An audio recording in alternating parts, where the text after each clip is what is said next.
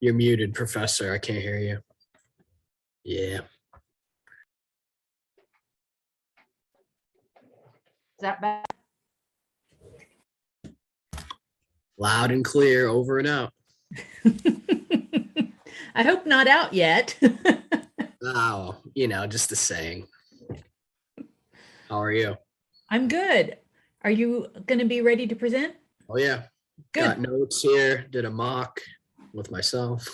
So, Do you have try to keep it short because I'm kind of chatty, but I'll do my best. do you have a PowerPoint or are you just going to talk? Yeah, it's a PowerPoint. Okay. I think you just got to make me a co-host and then I can share my screen. I don't know the logistics of Zoom, but Yeah, I think it's right. like 9 slides total. That sounds good. Yeah. I won't elaborate too much. I do have a little bit of notes here just because some stuff like I will extrapolate on a little bit. But yeah, really excited, but looking forward to this actually. Good. I am too. All right. Well, I'll see you in about a couple of minutes.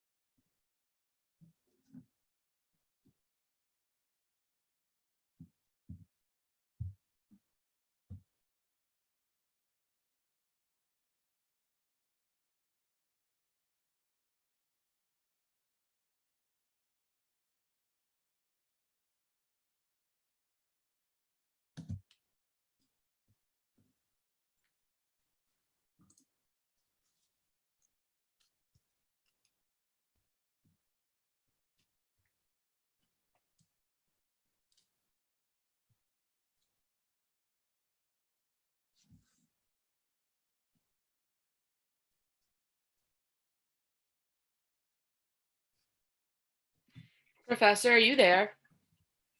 Yes, I am. It's Julia. Hi, Julia. The slide in my presentation that you were telling me about, the celebrities with Lyme disease. Yeah. I did back them up. I looked up other sources. Okay. To confirm that they do have it. Okay. Should I link those or am I good with the original one? You're good with the original one. Okay. That should be fine. But I'm glad you looked it up because that site didn't look necessarily reliable. Yeah, well, and I also there was like CNN links confirming some of them, so. Okay, that's good. All right.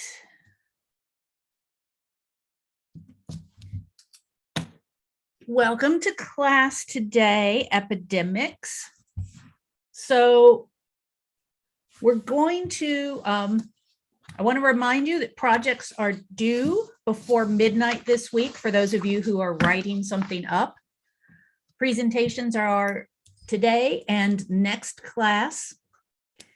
The only other assignment this week is a short reading assignment with a video that I want you to watch. The video's the more important part of that, but the reading will give you some context, and it's really short. All right. Who's ready to go? Nate, okay. So where's Nate?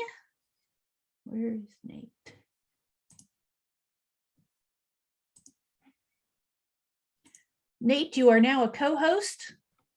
Okay, I'm going to share my screen.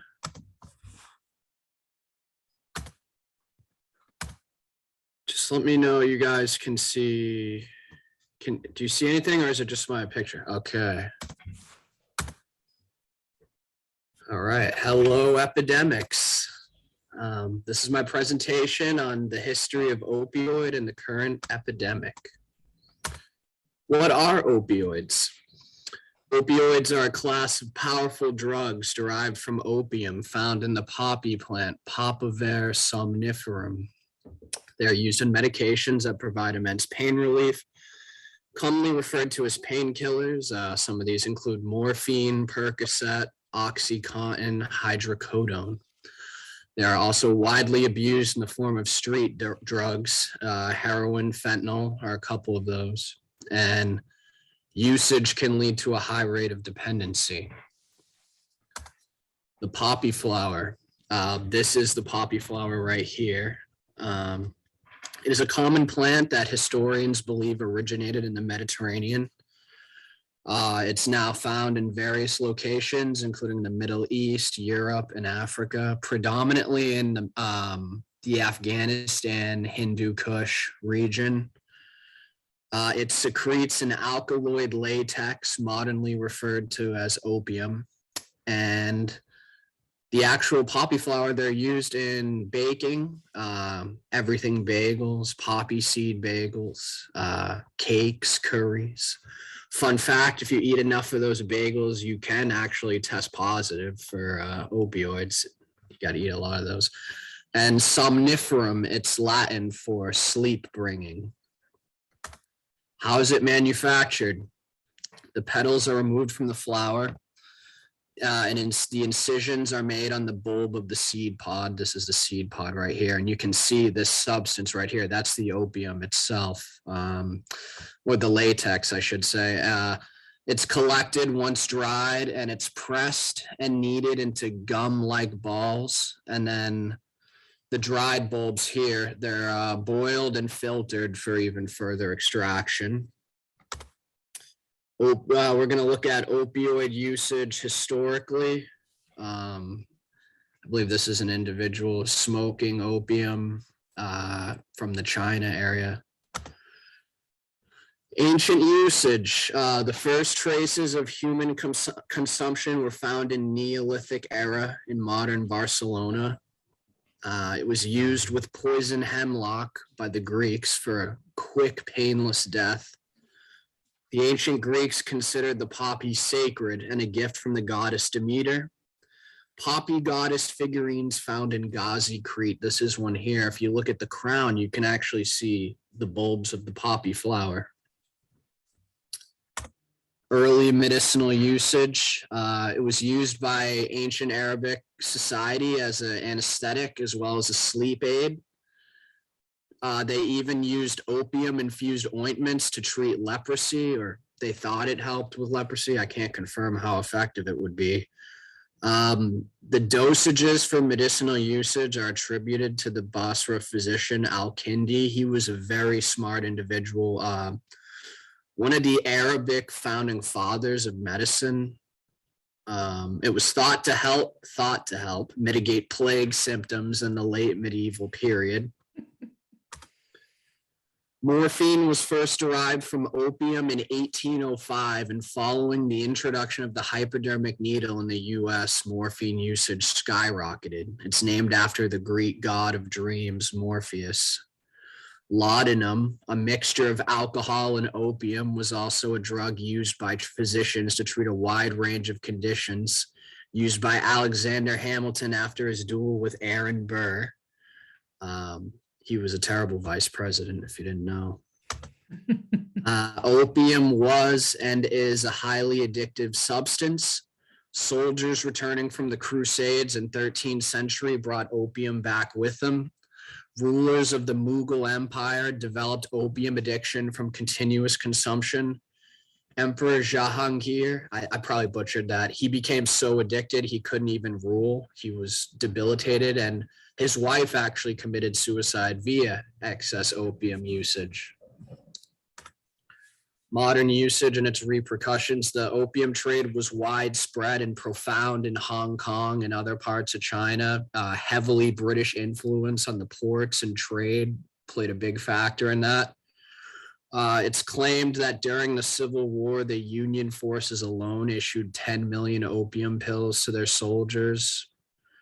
The actual form of smoking it gained traction in America with the influx of Chinese migration. A lot of Chinese migrants came, they worked, built railroads, well documented. Women made up 60% of all opium addiction in America in the late 19th century.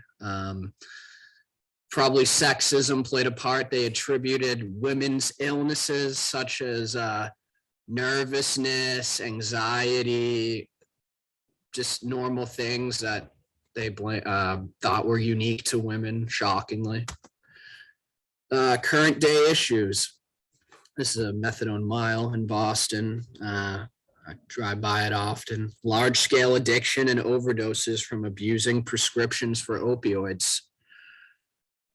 It was a big problem. Doctors were just needlessly prescribing people these killers, and a lot of heroin addicts and other opioid abusers, their addiction stemmed from, a fractured arm or a surgery that required them to take Percocet or hydrocodone and homemade pressed pills laced with fentanyl. This is a big issue today. On a personal note, I had a close friend of mine. He was addicted to pills, Xanax, Percocet, and he took what he thought were Percocet pills. They weren't. They were laced with fentanyl, and he passed away, sadly. It's a big thing, especially in the East Coast, these fentanyl-laced pills. Even cocaine now, which is usually thought as a recreational party drug or an upper class drug, is being laced with fentanyl, and people are dying from it. I kind of touched on this just a little bit ago, but opioid prescriptions being questionably used in circumstances where other medicines could be prescribed. This is kind of a lesser issue, but drug culture being widespread in music, pop culture scene. And, I think it's really damaging is an impressionable young minds. And, what comes with this is the spread of HIV, AIDS, and hepatitis from needle sharing. Solutions and moving forward. The points in purple, they're like my focus points, and I'm going to elaborate a little bit on them. Holding pharmaceutical companies accountable. Purdue Pharma, they're the ones that manufactured OxyContin and several other opioid-derived painkillers. They were dissolved. There was a big lawsuit where the Purdue admitted to aiding and abetting doctors dispensing painkillers without legitimate medicinal reason. Another big thing is the lack of border security. 80% of all heroin and fentanyl pours in through the southern border heavily through the cartel. It's coinciding with the human trafficking going on there as well, and it's a big issue. increased Naxalone access, I think, has played a major role in saving, I would say, millions of lives. Naxalone, it's also referred to as Narcan. It's a nasal spray that can reverse an overdose. It's immensely powerful and something I think we need to get in the hands of more people. And, ultimately ending the stigma. And again, on a personal note, my twin brother, he just up until recently was addicted to Xanax pills, and he'd take them every single day. And, I always was like upset with him, and I just didn't understand why. And I never really thought of drug addiction as a disease, to be honest with you. But, when it's controlling their entire lives and it's causing them to do things that they'd never do, and all they think about is just how they're going to get the next high and whatnot. And we have to kind of help these people help themselves. We can't just lock them in jail or condemn them, because sometimes people have to hit rock bottom before they truly realize. And, that's kind of what happened to him. He got caught up in legal trouble, and then he finally had to get clean. And he's about to graduate from his recovery center on Friday. So I'm just immensely proud of him, and I'm just going to be a positive influence on him moving forward. And, sometimes it really doesn't hit you until it takes something personal. And, that really opened my eyes. And yep, these are the works cited, and that's my presentation. Let's see how to end the share here. Oh, here we go. All righty, that's it. Okay. Does anybody have any questions for Nate? Yeah, good job, Nate. Great job, brother. Thanks for sharing some personal elements. With Purdue Pharma, the tricky thing with them was they ended up hiring people from the FDA. So that allowed for them to sneak in the pills. The labeling of the pills said that it was not addictive at a point in time. That allowed for them to be into various places. So they were playing the game rigged, basically, Yeah, and the law against that. You can't hire FDA government officials to work with you at your company that's selling drugs. Pretty trippy. Well, I know a couple of members of Pfizer were former FDA heads. So, I mean, it's a big problem. And I've said it before with the FDA, but they don't do their own research when it goes to approving drugs. They literally rely on the pharmaceutical companies to give them findings, and then they approve it based on that. That's the same thing with the FAA as well. Yeah, it's a big problem with I think there's got to be more accountability and separation of government and commerce. Yeah. Well, I mean, that I think at the same time, though, maybe there has to be more government involvement, regulatory needs. Yeah, of course. Yeah. So there's a lot of stuff I learned from this course in terms of big pharma and just the evilness that comes with them. And I agree. There's got to be accountability, Jerry. I really appreciate your input, and thanks again for taking the time to review it the other day. I really took your feedback and input to heart. So thank you for that. Of course, brother. Any other questions? Oh, one more thing. I didn't know it was latex though. So it's a gummy thing. Yeah. They put that in their body, gum? So they'd smoke it, boil it down. Yeah, opium smoking was a big thing in the late 1800s, especially after the Civil War. It was a preferred method of pain relief, maybe? Consuming it. Yeah. Oh, Michael had a message here. Great job. I got a pain medication for a very mild sinus. It made me sick. And yeah, I don't blame you. When my brother had, my twin brother, he had scoliosis surgery when he was 12 and he was prescribed Percocet. And he told me that's kind of where where the problem first started. And he had been doing drugs since he was 16. And this is the first time he's been completely sober in 10 years. So, wow. I mean, it's just crazy the impact these drugs have and the lack of oversight and the I guess knowing the culpability of these pharmaceutical companies. So, but I don't want to talk in circles here. So.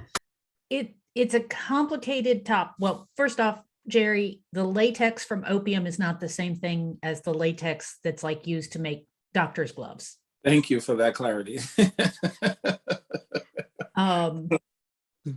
Yeah, the whole painkiller issue is a huge problem because people who are in extreme pain need heavy painkillers, but most of the heavy painkillers are highly addictive. And so you end up with people who are in pain, especially chronic pain, who can't get the medication they need because the doctors don't want to prescribe them for addictions. And you have doctors who are prescribing these high-level painkillers for things that don't need these high-level painkillers. I mean, I had some dental work done and the dentist wanted to give me opioids. And I'm like, what? No. I don't want opioids unless I absolutely need them. I was about to say the same thing happened to me a couple months ago because I got my wisdom teeth out and I got I think I got Ritalin or something. Or No. Ritalin. Norcos. yeah, Norcos. I think it was Oxycontin. Oh, wow. And it was just I was like, wait a minute, aren't these supposed to be like highly addictive? You know, should I really be taking these? But Julia, I just wanted to say I read your message. I'm sorry to hear that about your mom. I really appreciate your feedback, though. Thank you. You did such a good job. I think also they're drinking codeine and what they call lean prescription cough syrup. Yep, that's another. That kind of touched on what I was talking about with the popularization with it.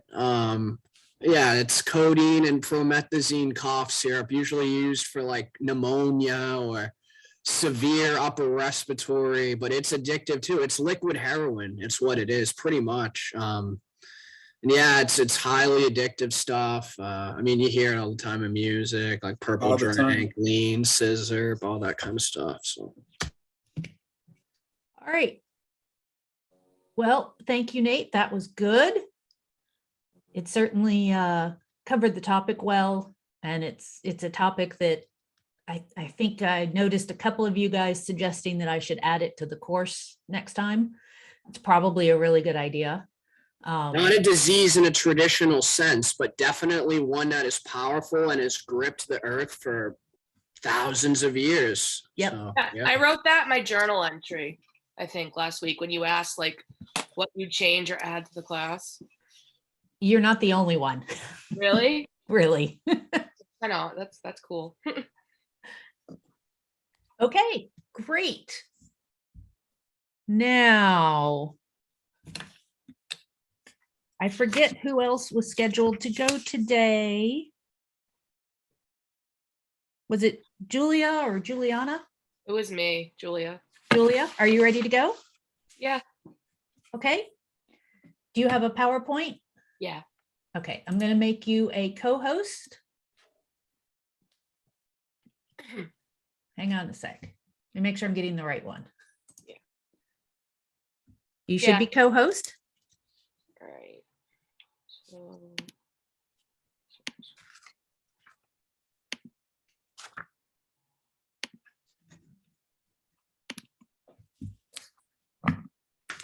okay, so I did my my project on Lyme disease because I know a couple people who have it, and I'm aware of like a few public figures that also have it, so I thought it would be interesting to do a project based around it.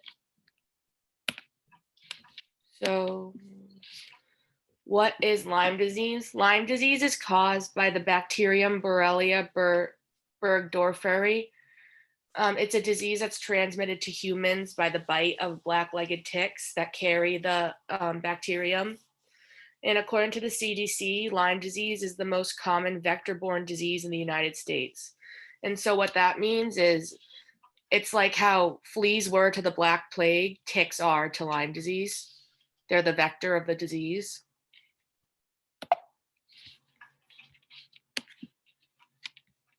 Sorry, my computer's being a little, okay. And how it spreads. The disease is spread by the bite of ticks that are infected with the bacterium. Although ticks have the ability to attach themselves to any part of the human body, they are often found in the scalp, groin, armpits, and other hard to see areas. In order for Lyme disease to spread from tick to human, the tick must be attached for 36 to 48 hours or more. And because of this that most humans are affected by nymphs, which are tiny ticks that are difficult to detect, which is why it makes it easy for them to be attached to the body for long periods of time without being detected.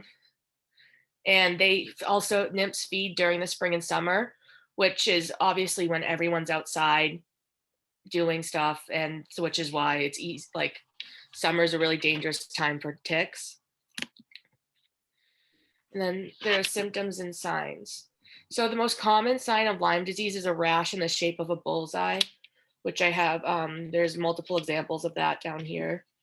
And then other symptoms include fever, chills, headache, fatigue, joint and muscle aches, and swollen lymph nodes. Untreated Lyme disease can result in facial paralysis and arthritis, as well as fever and a rash. The treatment options for Lyme disease are very limited.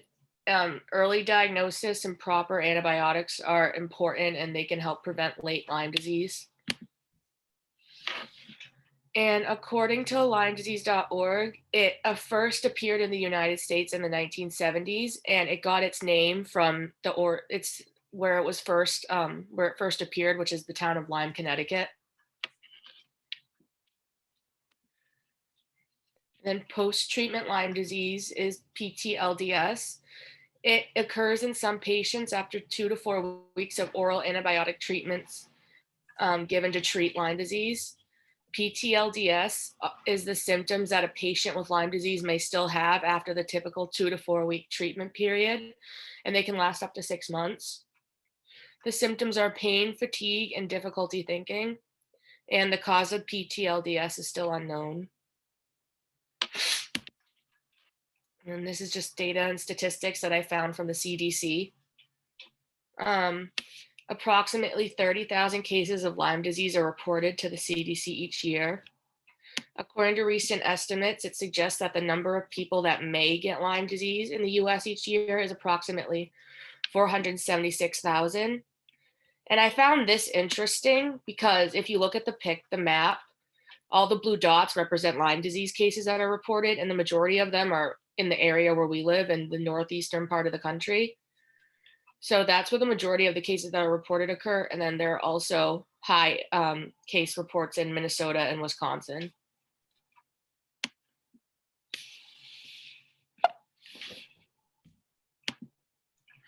And the prevention methods. The best way to prevent Lyme disease is by preventing tick bites. And according to the CDC, these are the best ways to do that. Avoid wooded and brushy areas with tall grass. Spray clothing with permethrin products that contain 0.5% permethrin. Use insect repellent. Check your clothing and your pets after being outside. As soon as possible after being outside, you should shower, and it's recommended to shower within 2 hours of being indoors. And when returning from tick-infested areas, check your body for ticks, especially in the hard-to-see places like the scalp and under the arms. And then this is the last slide. I just thought it was kind of interesting. Celebrities with Lyme disease. These are just some examples, but there's Justin Bieber, Avril Lavigne. Those two in particular have been really vocal about their struggles with Lyme disease. And then there's Shania Twain, Alec Baldwin, Ben Stiller, and then George W. Bush. And that's just, we're excited. Okay, thank you. I feel like that was bad. I'm sorry. No, that was great. No, that was fine. You did fine. Thank you. Does anybody have questions about Lyme disease? I have a question. Yep. How do you know? So let's say I went hiking, right? I came back, I had a tick bite. If I had concerns about Lyme disease, what would I do? Is there a test for Lyme disease? the best diagnosis is going to the doctor. And like I said, also checking for the rash, because that's probably the most common sign. The thing about the rash is like, there's really no way to miss it. It's vibrant red. It's in the shape of a bullseye. And yeah, that's probably the best I could do, because that's how my cousin was diagnosed. She got Um, a rash. you could, if you have the actual tick, I'm pretty sure at the drugstore you can buy a kit to send it to a lab and they can test the tick for Lyme disease. I know it's very important when you remove ticks to make sure you get the head out. They 'Cause sell, yeah, they sell kits too, proper tick remover kits. I know Yeah, you, alcohol works. You get them drunk and then they bit the heads back off or something. a good a good pair of tweezers does the job just fine. You don't need anything special to pull a tick off. Yeah. The trick is you pull them straight back. Some people like to twist them. That's not a good. You just pull Okay. straight, and especially if they've been they haven't been attached very long, they come out easier. Yeah. And The best way I'd say it's not like an ant, like if you kill it, you wrap it in a napkin and throw it away. The best way is probably to like flush it or go outside and like burn it. That's what my dad does.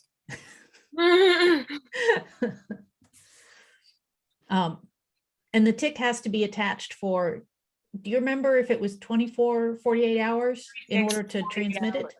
36 to 48 or more. Thanks. Jerry, And- go ahead. So when you get Lyme disease, you have it for life? Yeah. Wow. And do but you take treatment? Go ahead, Yeah. sorry. The symptoms aren't always as, I don't know, the like Pronounced? poignant. Like it's not, they're like it can come up at any time. Wow. That's actually an interesting topic, and we're going to talk about post-viral diseases next week. So it's a virus then? Well, no, it is a bacteria, but it doesn't behave like a lot of bacteria. Scary stuff. Yeah. Here we go again. Alexis, did you have a question? Yeah, so when you have Lyme disease and you like have a child, can it be like, I don't know the word, like given to them like when they're born? Ooh, that is a really good question. I don't know the answer to it. Do you? Well, Julie? it's just like my friend's mom has Lyme disease and like, well, I guess like I can answer my own question. I just didn't know if it like could happen. She always thought she did have Lyme disease. She doesn't, but like since her mom had it, like she just thought like she did, but. I'm not sure because my mother's friend, I mean, not my mother, my friend's mother has had it for a while before she had my friend, and my friend doesn't have it. I know what you mean. Like, I think like with other diseases like AIDS, I think if you have AIDS and you have a baby, that baby automatically has HIV. Can have, not always. Really? Yes. This course has like really put into doubt everything I learned in health class in high school, because nothing I learned is correct. Oh, that's bad. I went to a bad school. Yeah, there are diseases that can be transmitted to unborn children, but none of them are transmitted 100% of the time. And with things like HIV, if the mother is on treatment for HIV, that significantly reduces the risk. Yeah. All right, good job. Thank you. Yeah, that was good. All right, so we've got a few more next time, but now it's my turn again. So the topic for this week is specifically looking at antibiotics and antibiotic resistance. Perfect segue. Yeah, perfect. So when we talk about antibiotics, they only treat bacteria. They are not going to treat viruses. Sometimes they work against parasites, but not always. But these are really focused on treating bacteria.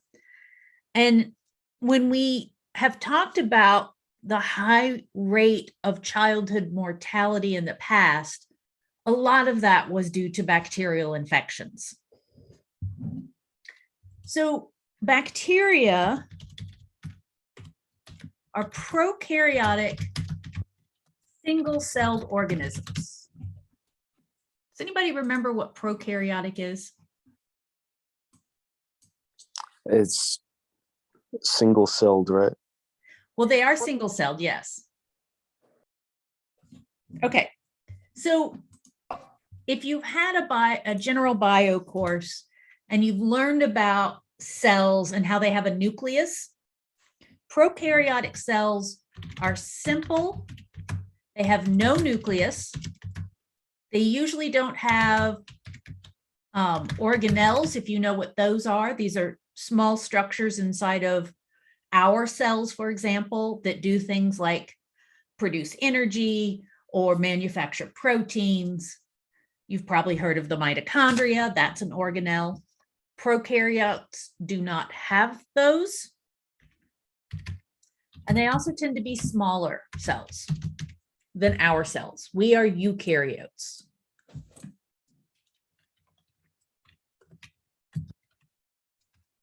So our cells are eukaryotic cells. They're larger, they're more complex. We have a nucleus and organelles. So organelles, we can think about those as the cell version of organs. And that's actually what they're named for.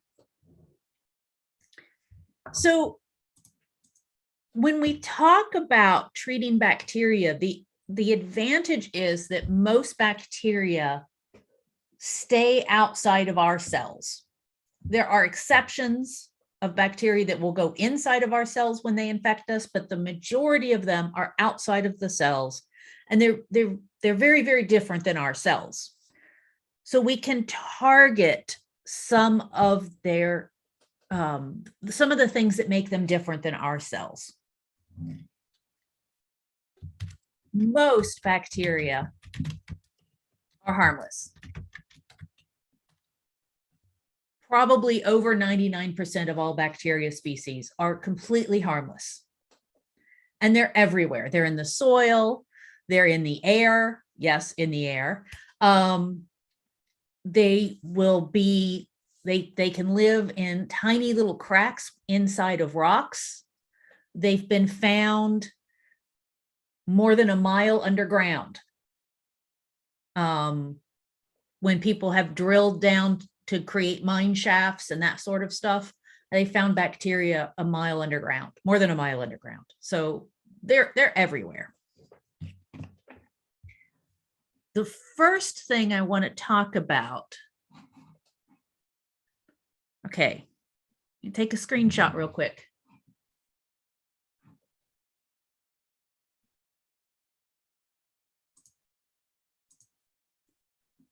When we talk about antibiotics, one of the major things we need to look at is what is on the outside of the cell.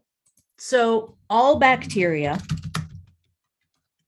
have a cell wall. It's made of something called peptidoglycan.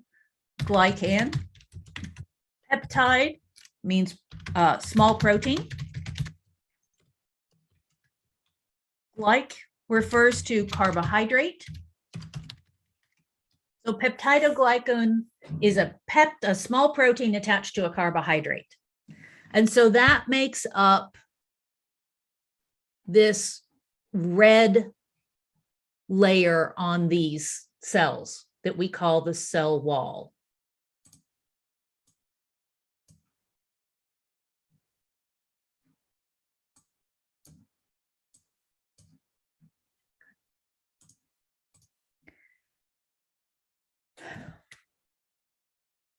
some cells, some bacteria have an outer layer outside the cell wall, an outer membrane. We don't have to worry about the name of the outer membrane, just that it exists. And the outer membrane has a lot of fats or lipids, and of course, carbohydrates and proteins. So it's really more complicated. And what's important is that it has these fats that you do not find in the other, in the cell wall. Okay. This extra membrane makes it harder to get things in and out of the bacteria cell. And that includes antibiotics.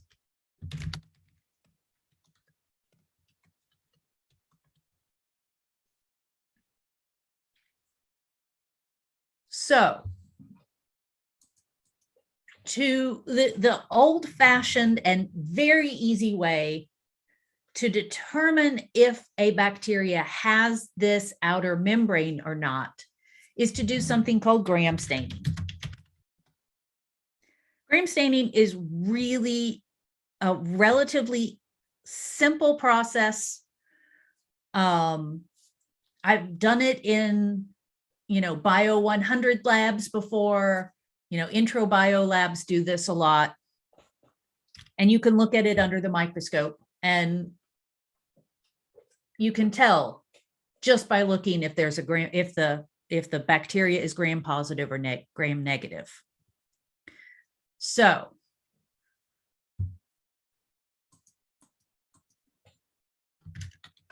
gram positive cells have a thick cell wall and no outer membrane.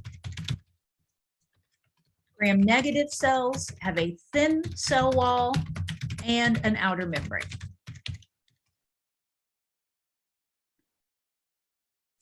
Some of the antibiotics that we use target this cell wall. Some of the antibiotics that we use target the outer membrane.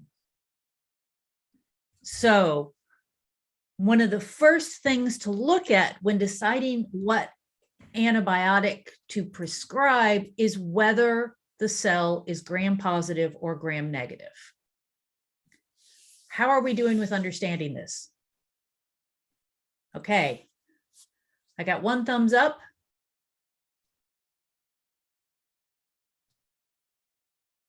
I got two thumbs up. All right, good time to take a screenshot.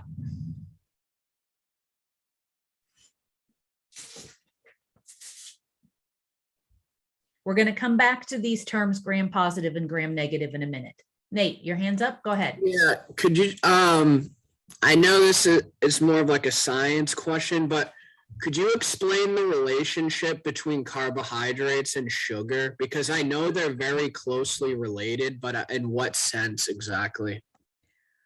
Carbohydrates are basically made of sugars. So sugars are relatively small.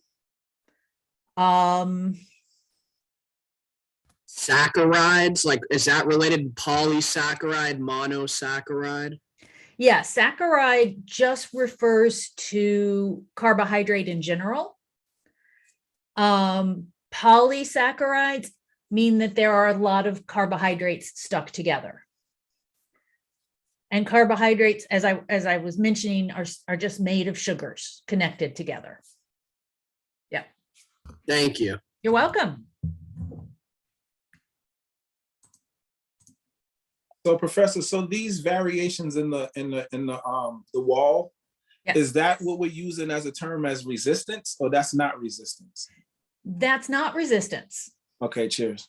Yeah, that just determines which type of antibiotics are more likely to work. Okay. We probably won't get to resistance till next lecture. All right, so before antibiotics, disease was a leading killer, infectious disease. It was the largest killer of troops during warfare. It was the leading cause of death for children, especially before the age of 5. 25% of children died from infection in the first year of life. 50% of children did not make it to adulthood.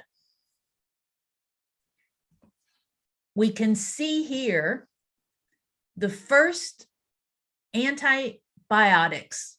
We always think of penicillin. Penicillin was actually the second wave. The first wave were the sulfa drugs. And with the introduction of the sulfa drugs and the penicillin, the death rate based on the size of the population fell from somewhere close to 300 people out of every 100,000 or 3 out of every 1,000 dying of bacterial disease to way down here like 50 or 0.5 per 1,000. Nate, go ahead. What is sulfa? I've never even heard of that before. I'm sure penicillin always gets all the glamour. Yeah, penicillin gets the glamour. I do have a section of notes on sulfa drugs, so we'll get back to that. All right, so in the first 20 years of having antibiotics, this is the decline in the death rate. All other medical technologies since the 1950s have reduced the death rate just a little bit. So by around 20 individuals per 100,000. You see this climb right here? That's the AIDS pandemic.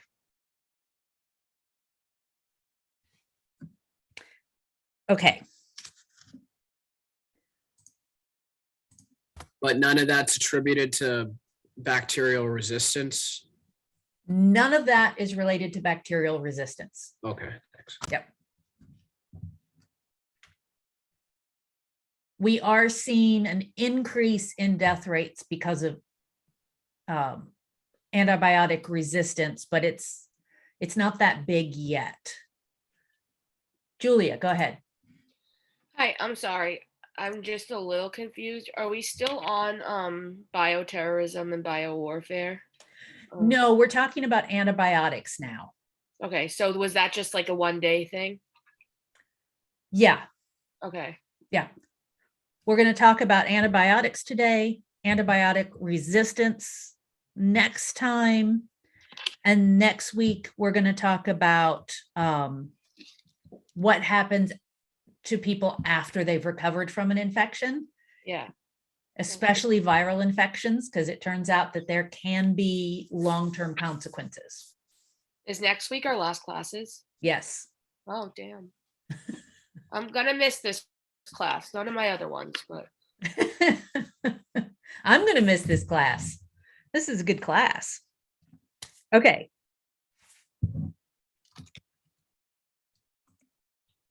So an antibiotic, the name tells you exactly what it is. Anti is against, bio is life. So it's something that kills. When we are trying to treat any kind of infectious disease, we don't want to harm ourselves. So we look at targets that are unique to bacteria that we don't have, like the cell wall.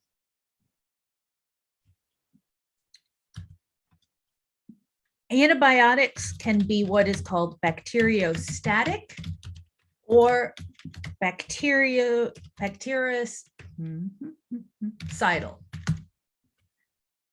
So they both have bacteria in the name. What does static make you think? Stationary. So those stop growth. So an antibiotic can stop the reproduction of the bacteria, but then your immune system comes in and cleans up. Bactericidal actually kills the bacteria, like homicidal. That side refers to death. And to get this label, it must kill 99.9% of bacteria within 24 hours. So not surprisingly, there is gray area in between. There are bacteriostatic drugs that kill some of the bacteria, but they don't reach this threshold. So they still get called bacteriostatic. They still require your immune system to come in and mop up. Nate, go ahead. Isn't there a substance called like bacteriostatic water? I just remember there was a story in New York where they were doing the mobile COVID vaccines and some of the vials weren't sterile, but they were stored in bacteriostatic water. And there was like a big mix up with people getting injections. Kind of off topic a little bit, but. Yeah, I never heard that story.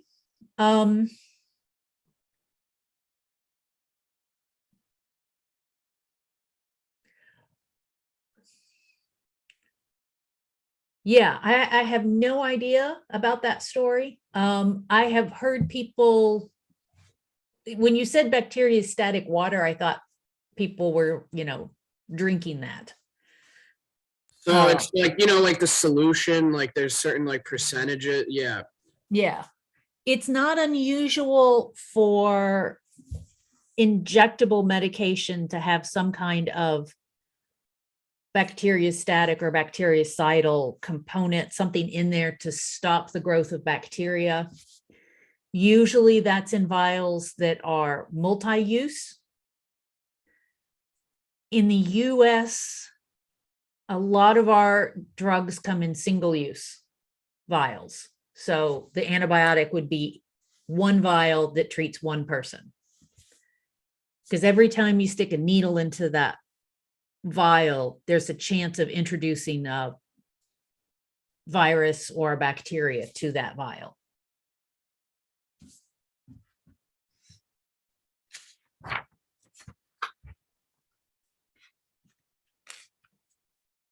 All right.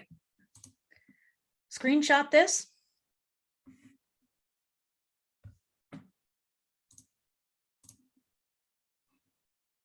Okay. So there are 4 major targets that have been used relatively long-term in antibiotics. So the targets are that cell wall that we've talked about. We don't have cell walls, so we don't have to worry about those harming us. We can go after DNA replication. So bacteria are going to have their genetic material as DNA. But replication means making a copy of that DNA. And the way bacteria copy their DNA is different from the way we copy our DNA. So anything that stops DNA replication will stop growth. The bacteria cannot make more bacteria.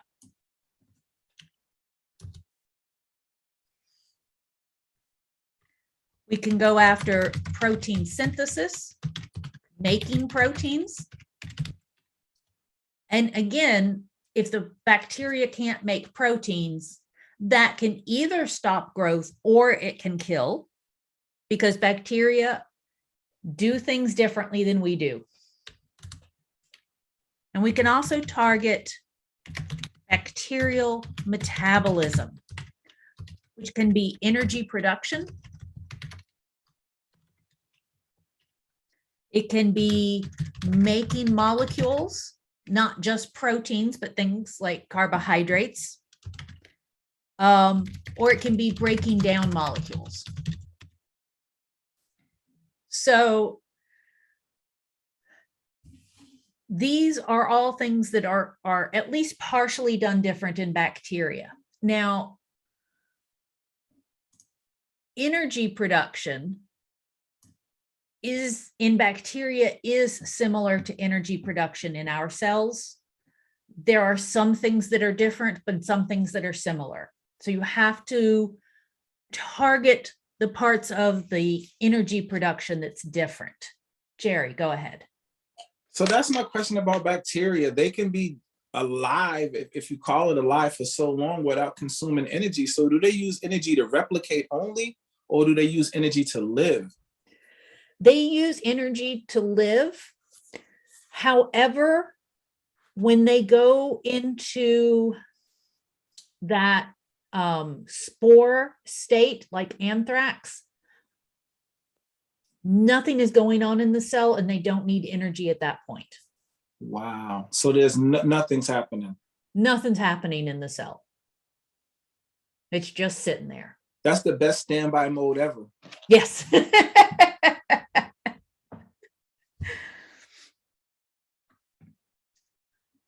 Okay, so I want to talk about each of these categories in a little bit more detail.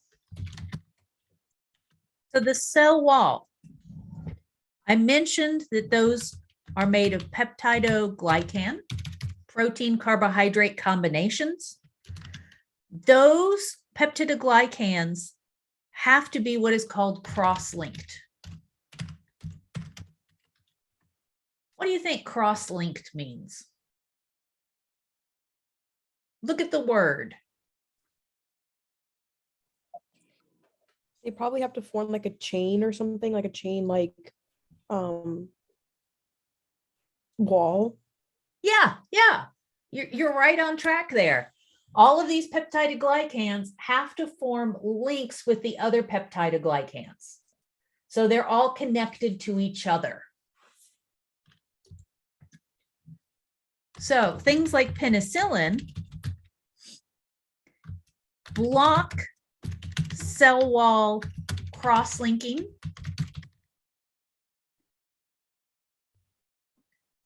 And so when they block that cross-linking, the cells cannot grow.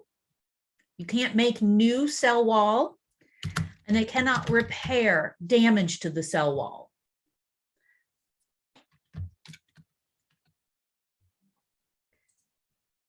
So that is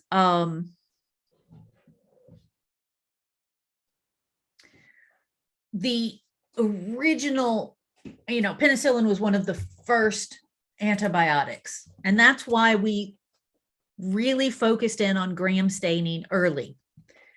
Because these antibiotics work best on best on gram-positive bacteria.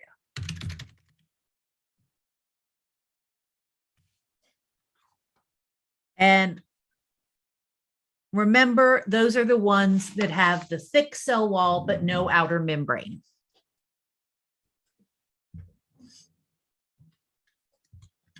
So that cell wall is exposed. And an example of a disease is Staphylococcus or staph. So staph infections are relatively easily treated with these kind of things like penicillin and relatives. These have low side effects on us. These antibiotics do not work on gram-negative bacteria or what we call mycobacteria, which are not considered gram-positive or gram-negative. The big one there is tuberculosis.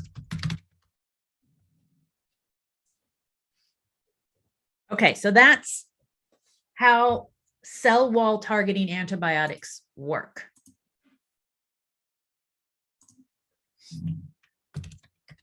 Protein manufacturing. Proteins are manufactured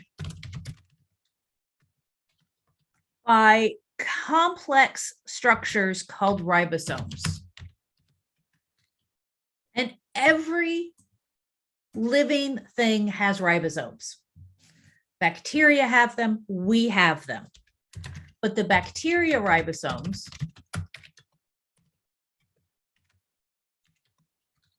are different in size and how they function compared to ours.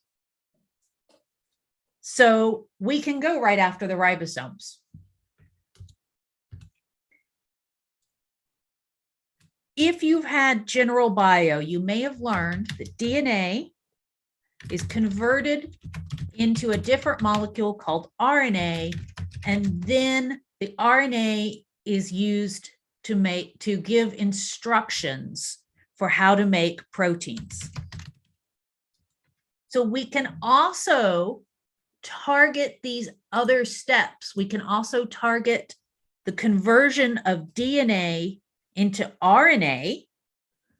If we shut down the bacteria's ability to make RNA from their DNA, it kills the cells. That one is absolutely fatal.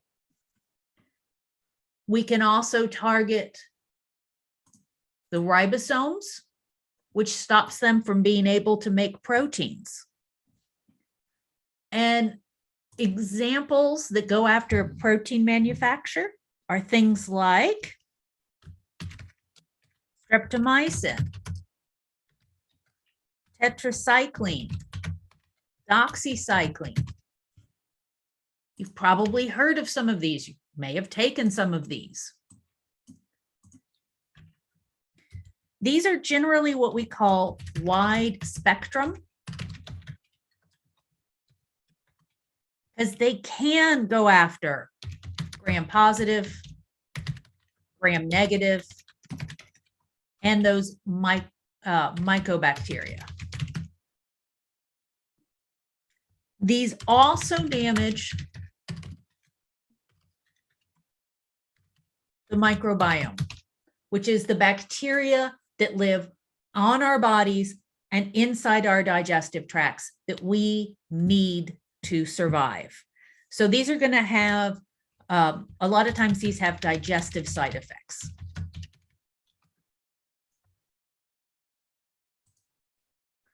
How are we doing? Okay, got a thumbs up.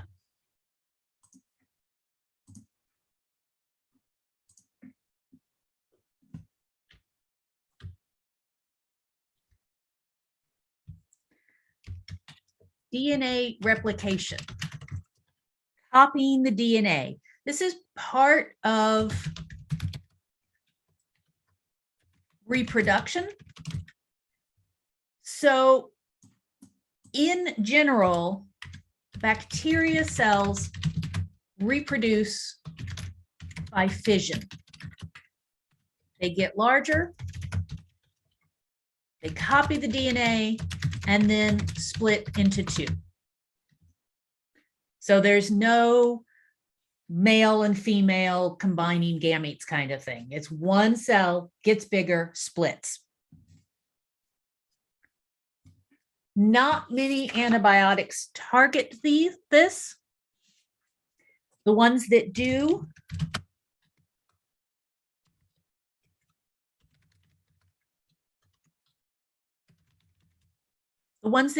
are what are the bacteriostatic ones.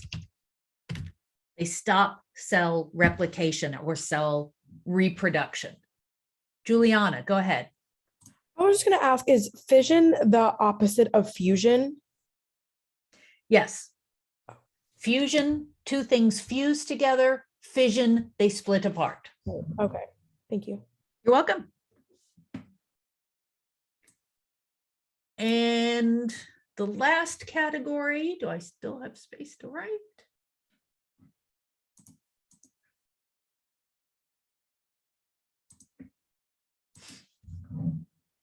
Is going against metabolism. Again, not many antibiotics in this category. One target that we do have is against what's called folate synthesis. Synthesis is fancy word for making it. Folate is the same thing as folic acid, is the same thing as vitamin B9. We cannot manufacture folate on our own. We get it through our food and from the bacteria that live in our digestive tract. This vitamin is critical for being able to make DNA. So if we have an antibiotic that goes after folate synthesis, that bacteria cannot make DNA. So again, it cannot reproduce. This is one of the vitamins that are often given to pregnant women to make sure that they have enough folate for the growing offspring to make copies of the DNA, because it's growing fast. It needs lots of copies of DNA. The rest of us, if we're not pregnant, we can get enough from our diet. All right, so those are the major categories. Screenshot time, and you got a second for any questions you might have. But they don't have brains. So what's powering all these things that's happening with this bacteria? I don't understand. Oh, Jerry. Is it Jesus? It would take another semester to explain that. Sure, I understand. Yeah. Did we find them on Mars? Did we find any bacteria on Mars? Or did we bring any? Because anything we touch has bacteria on it. So have we implanted bacteria on Mars? Those are really good questions.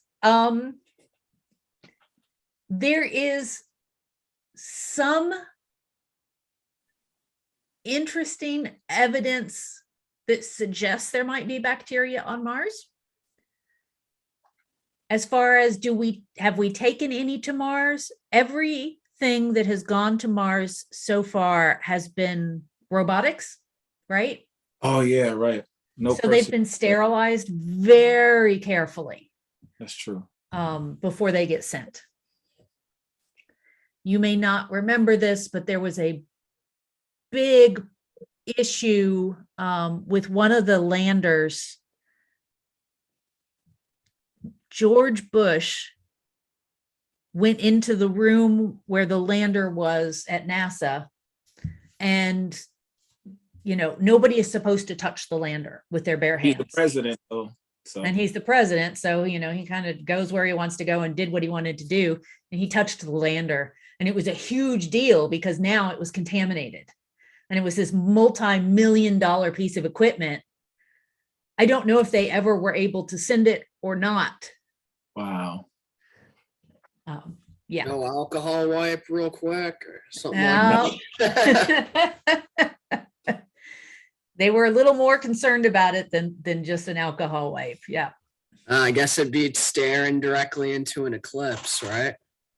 Yes, it does. So the NASA labs are BSL-4s? They're or not 5s? They're kind of BSL-4s, yeah. The manufacturing locations, yeah. Because they always have those suits on, and I'm recalling. Yep. Wow. They wear similar kinds of bunny suits. The goal is not to prevent the people from being infected, but to prevent any microbes from getting on things that are going to space. Yeah. Okay. Megan, go ahead. So when you say that, we're preventing microbes from going to space, this is assuming that things on this planet could live in space, which is just interesting because I thought it just goes up there, it dies, it's not like the right environment for it. But I mean, what's the worst case scenario if we were to put our whatever on the moon or whatever, you know what I'm saying? Mm-hmm. Okay. So most of the bacteria that we would have on or in our bodies probably would not survive space. But given that we can find bacteria living every place we have looked for bacteria on Earth, there is always a chance that some bacteria would be able to live in the low water, low oxygen, and extreme temperatures on the moon or Mars. Why is this a problem? It's a problem. The big problem is if we find bacteria on Mars, we have to know that it came from Mars and not from Earth, because if we find anything living, as of right now, the only planet we know of with life is Earth. If we find life on another planet, that's going to really change a lot of scientific viewpoints. It's gonna have a significant impact on scientific understanding of things like how life works, how life came about in the first place. And of course, the religious people are going to be all over the place because now there's life on another planet. And some people believe, God made life on Earth and that was it. So does that help you understand that, Megan? Yes, it does. I don't know. It's just so funny. I'm like, wouldn't it be awesome if we could say, yeah, this happened? I mean, like, I don't know if the circumstances are right. I mean, I understand like, oh yeah, we want to know what is, if this bacteria is from the moon, but if we're already taking advantage of this planet and depleting all these resources, why not start breeding another colony? I don't know. Unless the colony is the thing that we're trying to eliminate, but it depends on if the glass is half full or not. Yeah. Life on Mars would be much, much harder than life on Earth. I know a lot of people are like, oh, we screwed this planet, we'll go to Mars. And I'm like, dude, you need to watch The Martian again. Oh, with Matt Damon. Yeah. Yes. You have to watch that. I would say one thing real quick. Sorry, Nate. No, go ahead. Finish your thought. Another issue is some countries will not be happy for us to bring back bacteria or things to Earth. So that would be a whole nother problem that might even spawn war and all sorts of things. So that would be a real pivotal point in human history if we find it, for many reasons. Yes. Yeah. Another great classic, Mars Attacks. Don't know if you ever seen it, but correct me if I'm wrong. Isn't there a planet? I think it's called like X-23 or something like that. It's very similar to Earth in terms of the temperature, climate, things of that nature. I know there's a couple possible hospitable planets out there. They don't know the climate. They're assuming how far it is from the sun and the size that it may have a similar climate to us. That makes sense. Personally, my opinion is, given how well life lives on this planet and how it can fit pretty much everywhere, there's life on other planets. Are we ever going to find it? If it's on Mars, maybe. If it's somewhere else, not in my lifetime.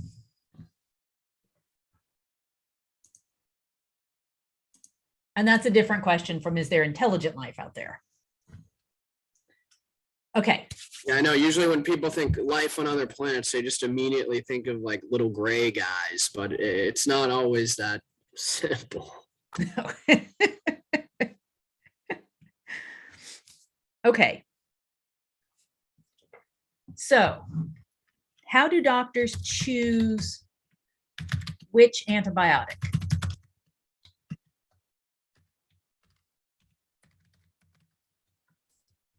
So, the first question is, what type of bacteria? Gram positive, gram negative. Can we identify the specific species? We can get hints by where did the infection come from? If you got infected in Massachusetts, that's going to be different bacteria than if you went to Egypt and got infected, right? So where you got infected can help narrow things down. How sick is the patient? Generally, broad spectrum antibiotics are not as widely used these days. But if a patient comes into the hospital and if they are very sick, they may be given a broad spectrum to start with, just so we can get that bacterial infection down. And then we've got more time to figure out what is this person sick with, which antibiotic should we use. It is considered best to use the most specific antibiotic possible and save those broad spectrums for severe illness, especially when it is unidentified.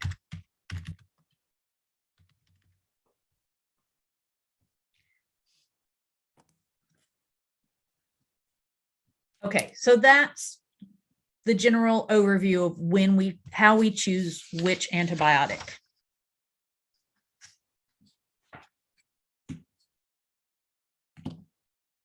Okay, screenshot.